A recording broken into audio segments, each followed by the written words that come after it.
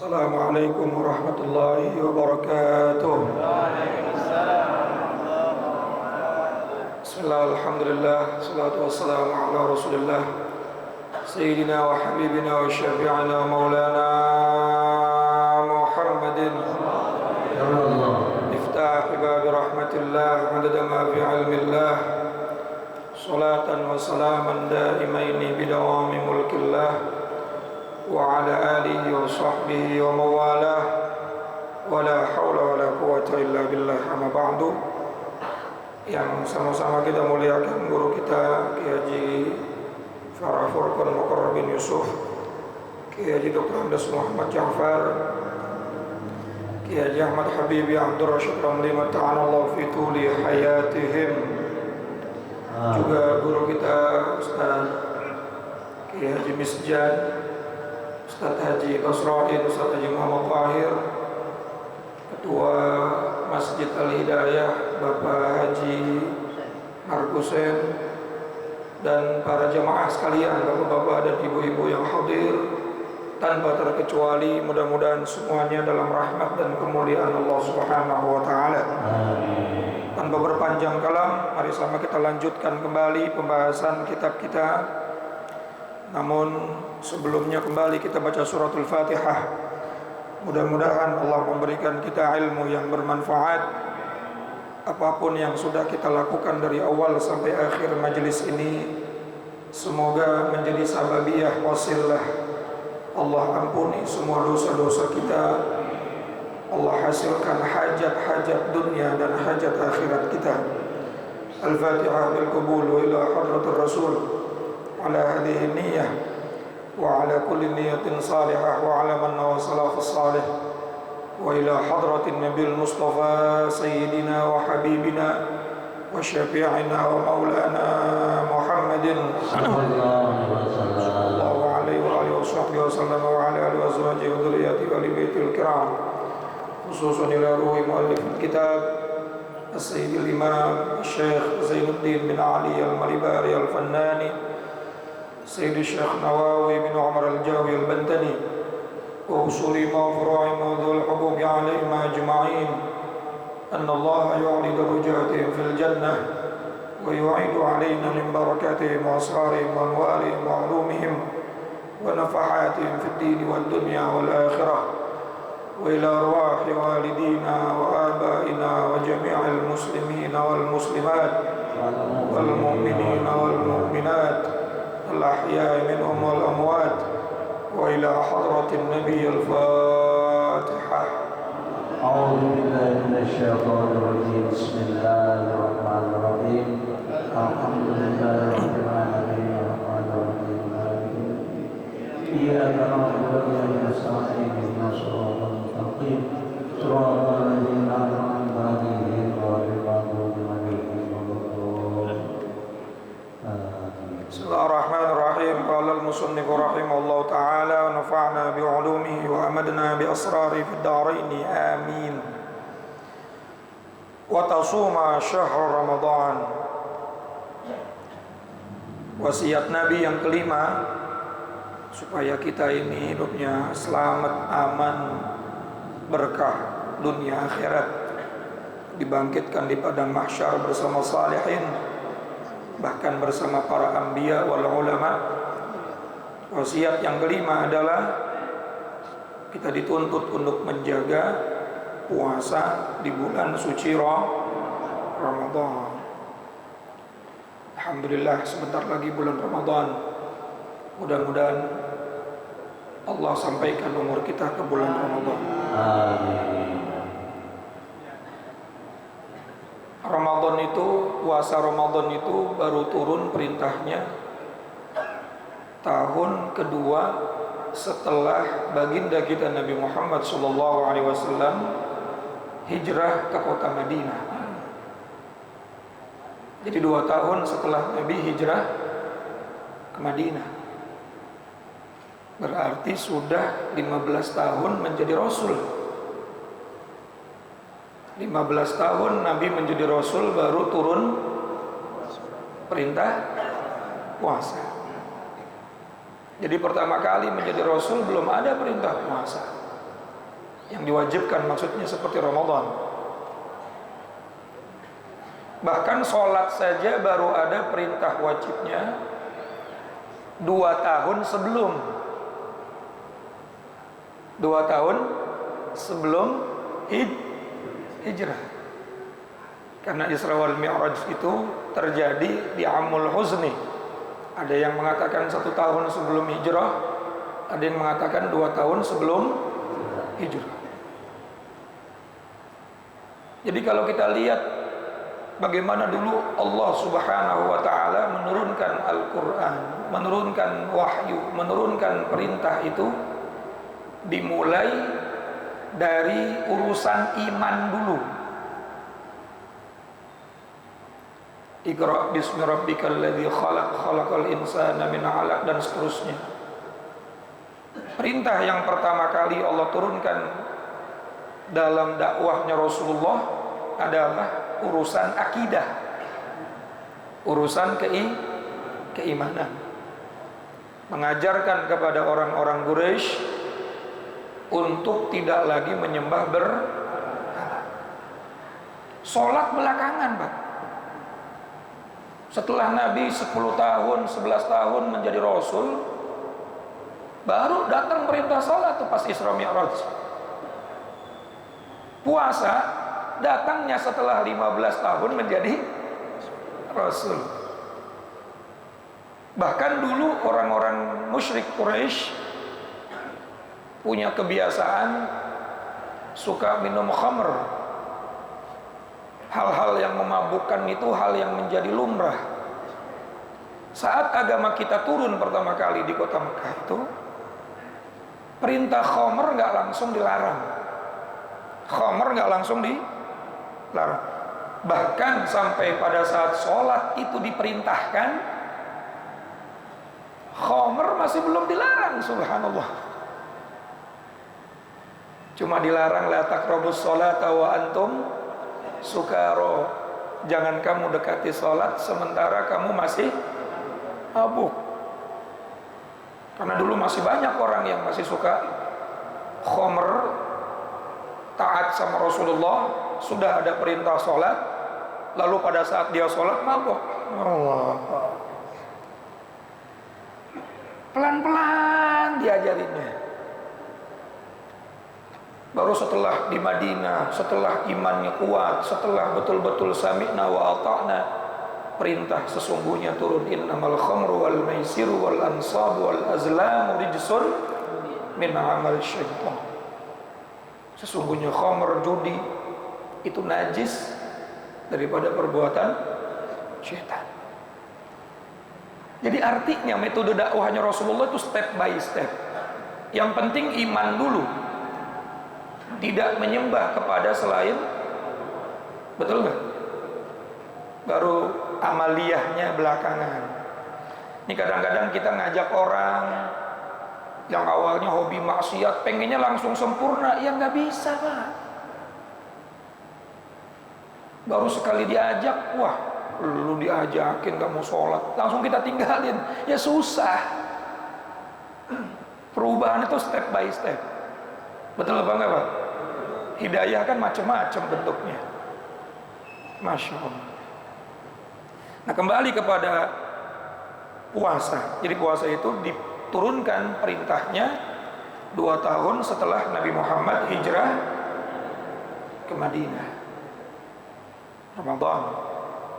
Ramadan menjadi bulan suci karena kejatuhan, ketempelan perintah puasa. Yang kedua karena ketempelan turunnya Al-Quran, sehingga sucinya Ramadan belakangan. Sebelumnya Ramadan bulan biasa, Pak. Bulan yang suci yang menurut Al-Quran itu Ashhuril Hurum, Syahrullah itu ada 4. Inna iddatash syuhuri indallahi 12 syahran fi kitabillah yauma khalaqas samawati wal ard minha arba'atun hurum. Sesungguhnya jumlah bilangan bulan di sisi Allah itu ada 12 bulan. Saat Allah menciptakan langit dan bumi, Allah juga menciptakan waktu, menciptakan masa, menciptakan hari, menciptakan bulan. 12 bulan itu sudah Allah ciptakan dari sebelum adanya makhluk, sebelum Nabi Adam diturunkan ke bumi. Lalu Allah yang langsung mengatakan, Allah yang langsung mengumumkan, minha, di antara 12 bulan tersebut arba'atun hurum, ada 4 bulan yang disucikan.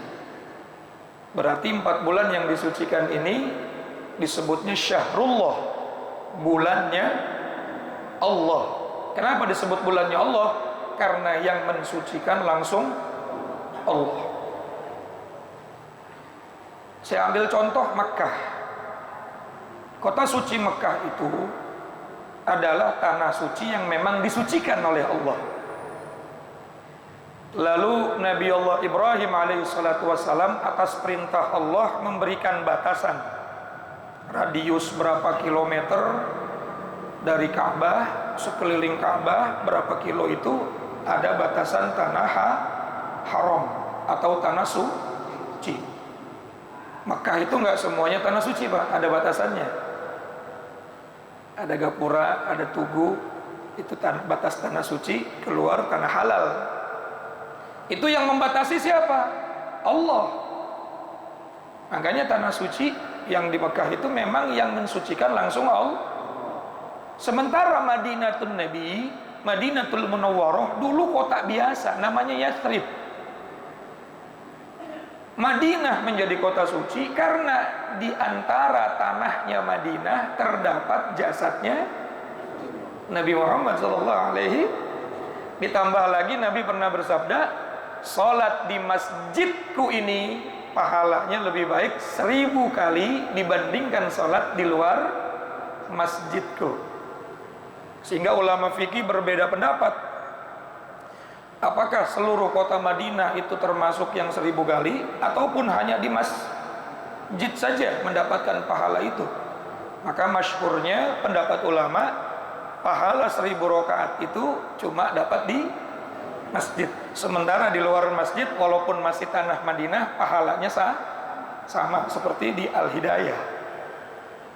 Tapi kalau di tanah suci Mekah, asal itu masih tanah suci, itu mendapatkan pahala 100.000. Sebab apa? Itu tanah suci yang memang disucikan oleh Allah. Bisa dipahami nih Pak ya? Kalau Madinah itu suci karena adanya sebelum Nabi datang, biasa saja. Sama seperti bulan Rajab, bulan Muharram, Zulqa'dah, Zulhijjah. Sebelum ada manusia, Allah yang langsung mendeklarasikan itu bulan-bulan suci. Makanya disebutnya syahrullah, bulannya Allah. Sementara Ramadan baru suci karena ketempelan turun Al-Quran, karena ketempelan ada bulan ada perintah puasa. Sementara perintah puasa itu sendiri turunnya di bulan Sya'ban sebetulnya. Ayatnya itu turun di bulan Sya'ban. Nanti kita bahas itu di bulan Sya'ban insyaallah. Nah, jadi ada yang memang langsung disucikan oleh Allah, tapi ada yang menjadi mulia karena ketempelan sesuatu yang mulia. Ini kertas atau buku. Kalau polos, Bapak injek-injek berani nggak? Bapak buang berani nggak? Tapi kalau sudah saya tulis Bismillahirrahmanirrahim, berani? Kenapa nggak berani? Karena suci, karena mulianya bukan karena kertasnya, tapi karena ketempelannya. Paham kira-kira Pak? Rabiul Awal bulan biasa, tapi menjadi istimewa karena ketempelan lahirnya baginda Nabi Muhammad. Beduk, rebana, ketimpring, hadroh, dari kulit apa tuh? Kulit kambing. Ya. Itu kalau dijadiin sendal diinjek-injek, kalau dijadiin ketimpring digebugin. Tapi kalau tulis di situ Alhamdulillahirabbil alamin, dipajang, dicium. Jadi dia mulia karena ketempelan. Tapi kalau yang namanya syahrullah, itu udah mulia dari sebelum ada apa-apa. Karena memang yang langsung memuliakan Allah. Dan sekarang kita ada di dalam bulan tersebut. Umat Islam banyak yang lalai. Dia taunya bulan suci cuma Ramadan. Padahal bulan suci ada 4. Rajab, Zulqa'dah, Zulhijjah, Muharram. Itu yang disebut tadi apa? Syahrullah. Disucikan langsung oleh Allah. Sementara seperti Ramadan, sucinya karena ketempelan turunnya Al-Quran pertama kali di bulan Ramadan, lalu adanya yang namanya perintah puasa. Fala tudlimu fihinna anfusakum. Lalu Allah berfirman, maka kamu jangan menzalimi diri kamu sendiri di bulan itu. Jangan berbuat dosa sampai akhirnya larangan-larangan untuk berperang tidak boleh dilakukan di bulan-bulan suci itu. Tapi di bulan Ramadan, perang Badar terjadi bulan Ramadan. Dan bahkan terjadi perang-perang yang lain di bulan Ramadan. Karena memang itu tidak termasuk Ashhurul Hurum yang 4. Sementara Rajab haram menumpahkan darah di bulan Rajab. Zulqa'dah apalagi Zulhijjah bulan haji haram menghunuskan pedang. Walhasil ini untuk mengingatkan kembali, kita sekarang ada di bulan suci. Ada di bulan Rajab. Ya sama dua-duanya. Bulan Rajab yang disucikan. Masya Allah. Jangan sia-siain Pak. Sehingga berpuasa di bulan Rajab, di bulan Muharram, di bulan Zulqa'dah, di bulan Zulhijjah, udah nggak usah cari dalil yang konkret. Mana dalil puasa Rajab, mana dalil puasa Muharram. Nabi udah pernah bilang, afdhalus shaum ba'da Ramadan shaum fi ashhuril hurum. Paling utama-utamanya puasa setelah berpuasa di bulan suci Ramadan adalah puasa di bulan-bulan yang disucikan oleh Allah Subhanahu wa ta'ala. Memang kedudukannya di bawah Ramadan karena sunnah, tapi itu afdal ba'da Ramadan, lebih utama setelah bulan Ramadan dibandingkan puasa yang lain. Jadi mau puasa Rajab udah nggak usah pusing, nggak usah takut dibilang bid'ah. Orang bulan suci kok. Dalam Sahihul Bukhari juga Nabi hampir tidak pernah buka di bulan Rajab, di bulan Sya'ban. Tapi juga pernah Nabi nggak pernah puasa di bulan Rajab dan di bulan Sya'ban, untuk menunjukkan bahwa Nabi pernah puasa. Kalau sudah ada contohnya dari Nabi walaupun sekali, tetap itu namanya contoh. Dulu Imam Syafi'i pernah ditanya sama Imam Malik, wahai Syafi'i, Rasulullah itu tidak setiap hari membaca doa kunut subuh, tapi pernah melakukan kunut subuh. Walaupun dalam redaksi yang lain ada kalimat sampai Rasulullah wafat melaksanakan kunut subuh, tapi ini masih ikhtilaf dalam pertentangan ilmu hadis. Jawaban Imam Syafi'i simpel sekali. Walaupun cuma sekali, toh ada paham nggak kira-kira Pak? Seandainya Nabi hanya melakukan satu kali, itu sudah cukup menjadi contoh, apalagi melakukannya berkali-kali. Allahumma sholli ala sayyidina Muhammad. Di Ramadan itu baru datang perintahnya 2 tahun setelah Nabi hijrah. Tapi sementara bulan-bulan suci yang lain sebelum Nabi Adam diturunin, Allah sudah mendeklarasikan minha arba'atun hurum. Di antara 12 bulan itu ada 4 bulan yang disucikan. Nah, sebentar lagi kita mau masuk bulan Ramadan. Kita berharap, kita berdoa, semoga Allah sampaikan usia kita ke bulan suci Ramadan. Ada puasa yang diwajibkan oleh Allah selain Ramadan. Ada yang tahu? Selain Ramadan kan sunnah, tapi selain Ramadan ada juga yang wajib untuk kita melaksanakan puasa. Yang pertama puasa qadha lah. Qadha Ramadan. Yang kemarin Ramadannya ada yang bolong, maka qadhanya hukumnya wajib, bukan sunnah. Ini kadang ada aliran-aliran aneh, qadha tidak ada hukumnya. Ngaji di mana? Ada lagi yang bilang sholat juga nggak perlu diqadha, kalau udah tobat aja, nggak usah diqadha. Ih, kacau ini. Dia ngambil dalil, katanya pernah Siti Aisyah bertanya sama Rasulullah, apakah saya harus mengqadha sholat saya? Lalu Rasulullah menjawab, tidak usah mengqadha sholat kamu, cukup kamu qadha puasa kamu. Sehingga Siti Aisyah mengatakan, kunna nu'maru biqadha'is shaum wala nu'maru biqadha'is shalah. Kami cuma diperintahkan untuk mengqadha puasa, tapi kami tidak diperintahkan untuk mengqadha sholat. Langsung dipakai nih hadis. Oh, berarti sholat gak harus diqadha. Padahal ini asbabul wurudnya hadis. Siti Aisyah lagi ngomongin orang yang lagi haid, khusus buat perempuan. Perempuan yang haid gak sholat gak wajib, tapi kalau haid kemudian ninggalin puasa tetap wajib qadha. Ini hadis ditelan mentah-mentah karena cuma modal terjem, akhirnya dia pakai kemana-mana. Yang namanya qadha sholat kagak ada, yang ada cuma qadha puasa. Padahal ini hadis riwayatnya Siti Aisyah, yang notabene kata ulama hadis ini menerangkan tentang hukum orang sedang haid. Orang haid kalau disuruh qadha sholat babak belur. Tiap bulan dia tuh berapa waktu? Kalau 7 hari kali 5, kalau 10 hari kali 5, buak belur. Sehingga yang haid nggak wajib qadha. Lah bapak yang laki-laki kalau ninggalin sholat, bahkan bukan cuma laki-laki, perempuan kalau urusannya ninggalin sholat bukan karena haid, tetap hukumnya wajib qadha. Enak aja nggak wajib qadha.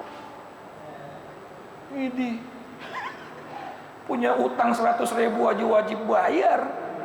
Kalau punya utang sholat kagak wajib bayar. Memang kalau misalnya dia baru taubat umur 50 tahun, baru taubat 50 tahun baru taubat. Dari balik sampai 50 tahun kagak pernah sholat, ya sudah qadha semampunya. Andai sampai dia meninggal dunia belum kebayar semua, pasrahkan sama Allah, mudah-mudahan Allah tapi jangan langsung ngomong udah nggak usah qadha, Allah bakal ngampunin. Ngaji dari mana ini? Soalnya saya baru dapat videonya Pak tadi itu. Ada orang bilang katanya nggak wajib qadha sholat. Masya Allah. Qadha Ramadan pun wajib. Bahkan kalau kita baca kitab Safinatun Najah, yang kecil aja, yang kecil. Orang yang misalnya 2022 punya tanggungan puasa, dia kagak puasa 3 hari. 2023 dia belum bayar. 2024 belum bayar. Sekarang 2025 udah lewat Ramadan sekali atau 2 kali, maka qadhanya wajib plus bayar fidyah. Bayar fidyah. Qadhanya walaupun sholat, walaupun dilakukannya di hari biasa. Ini mumpung bulan Rajab nih, yang masih punya utang puasa Ramadan, qadhain sekarang. Jangan sampai nanti masuk Ramadan lagi belum bayar. Saya mau niat puasa Rajab aja lah. Puasa sunnah mah di bawah puasa wajib. Kalau dua-duanya niatin boleh apa kagak? Satu aja niatnya udah qadha. Insya Allah dapatlah pahala Rajabnya karena dilakukannya di bulan Rajab. Bapak belum sholat subuh, langsung ukhuwah Islamiyah. Saking rajinnya ngaji. Pas masuk masjid belum mulai, nggak usah sholat sunat tahiyatul masjid Pak, qadha subuh aja udah, qadha subuh, nggak usah gagayaan. Nggak usah sholat duha, qadha subuh aja. Karena yang lebih wajib adalah mengqadha sholat yang wajib. Ya belum bayar utang, mau utang lagi. Ya, itu yang pertama. Selain puasa Ramadan di bulan Ramadan, mengqadha puasa Ramadan hukumnya juga wajib. Kemudian yang kedua, puasa kafarat. Puasa apa? Kafarat. Ada kafarat membunuh, kafarat karena sumpah yang dilanggar, sama kafarat karena berhubungan badan di waktu bulan Ramadan. Maka itu bayar kafarat juga hukumnya wajib.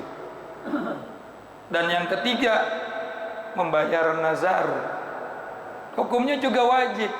Kenapa harus kita kasih tahu nih, ada puasa wajib, ada puasa sunnah? Karena nanti beda dalam urusan niat.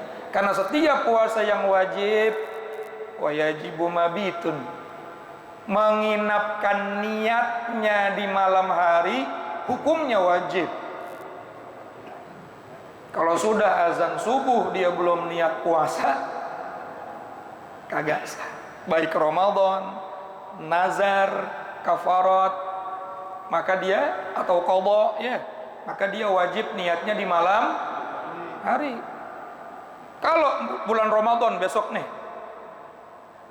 memang wajib puasa bulan Ramadan mah, asal akil balik, sehat, tidak dalam keadaan musafir, maka dia wajib puasa.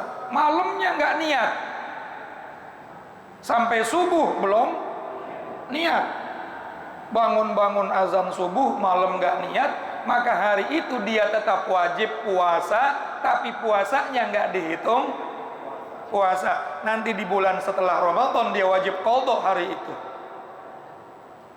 gara-gara niatnya kagak diinapkan.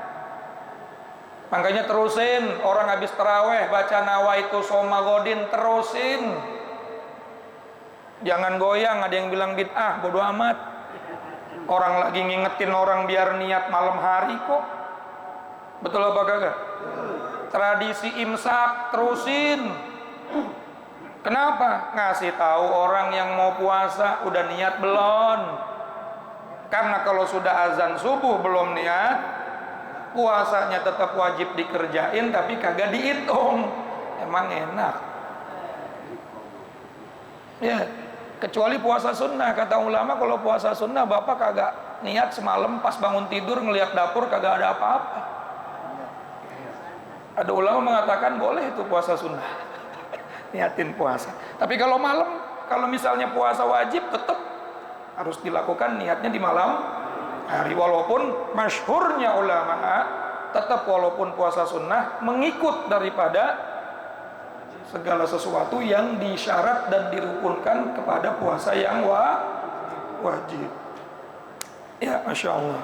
Rukun puasa cuma dua tadi tuh, niat di malam hari. Yang kedua tarkul muftir, meninggalkan segala sesuatu yang membatalkan.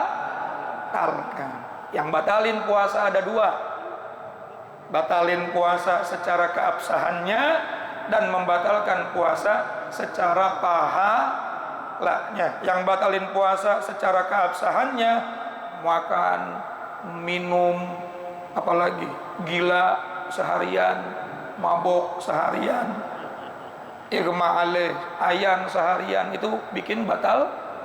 Ada yang bikin puasanya tidak batal tapi pahalanya batal. Apa?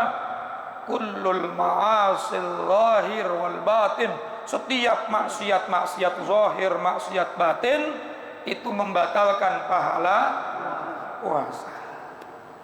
Nah, segini aja ya. Mudah-mudahan manfaat. Insya Allah mudah-mudahan Allah panjangin umur kita, ketemu dengan bulan Ramadan. Kita baca doanya, kita baca doanya bareng-bareng biar sampai umur kita ke bulan. Allahumma barik fi Rajab wa Sya'ban wa ballighna